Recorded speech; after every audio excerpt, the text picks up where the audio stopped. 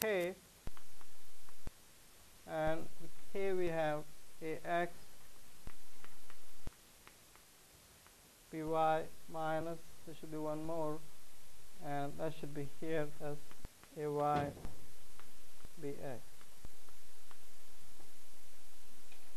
So that's what you get as the product between A cross B, where this whole thing here is going to be Cx, this whole thing here is going to be Cy, and this thing here is the Z component of your new vector.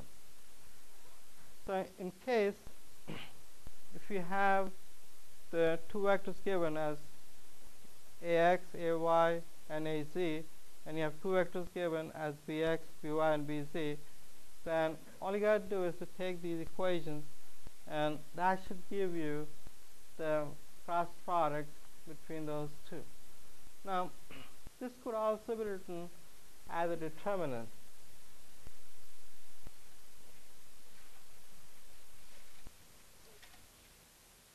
That means I take A cross B, that's going to be a determinant, and we're looking at I, j, and k. You take the first row, and then you take the first vector, and you take this component. You take ax, ay, and az. That's the component of the first vector, and then you take the second one.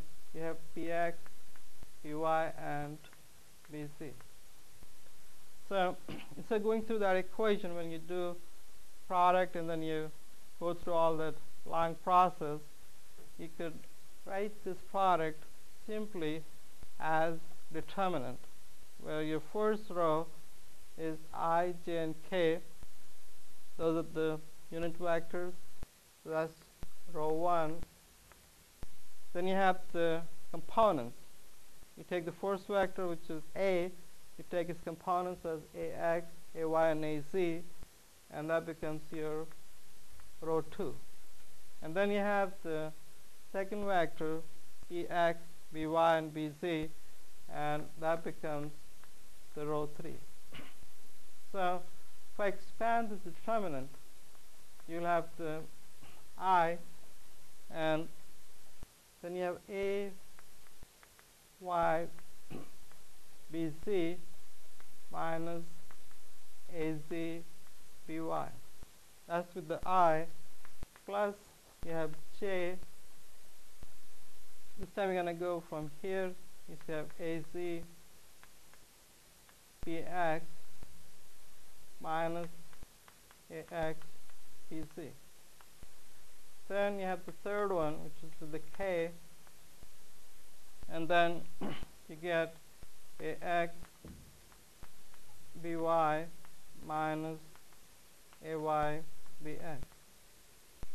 So again, I repeat that instead of going through that long product, what you're doing is you're writing a determinant. And once you write the determinant, then instead you expand the determinant using the math equations, and then that gives the exact same equations.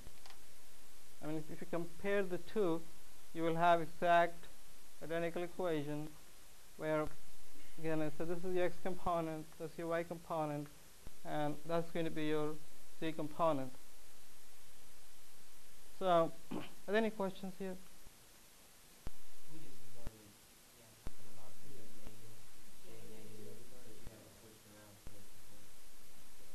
Well, what you do in math is you have minus, and then you take this, and you take this times this. So what I did was I took the minus in and switched the components. So instead of going this way, I went this way minus this way.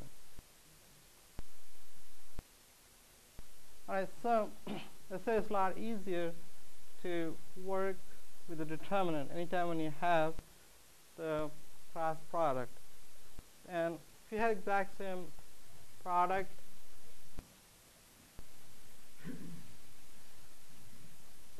we go, let's say, B cross A. So instead of going A cross B, you want to go B cross A, then your determinant again is the same. You have I, J, and K. That's going to be your first row. Then you're going to have first vector, which is B. You'll have Bx, By, and Bz. Then you're going to have the second vector, which is going to be Ax, Ay, and Az. So in this determinant, all you did was you switched the two. So that's always going to be the case. The first vector, the components of that are always going to be on the second row, and the second vector is going to be right at the third row. And again, if you look at the products, it's the same product with a negative sign. So now you're going to have By Az minus Bz Ay plus J, and now we're going to have Bz Ax minus Bx Az plus K,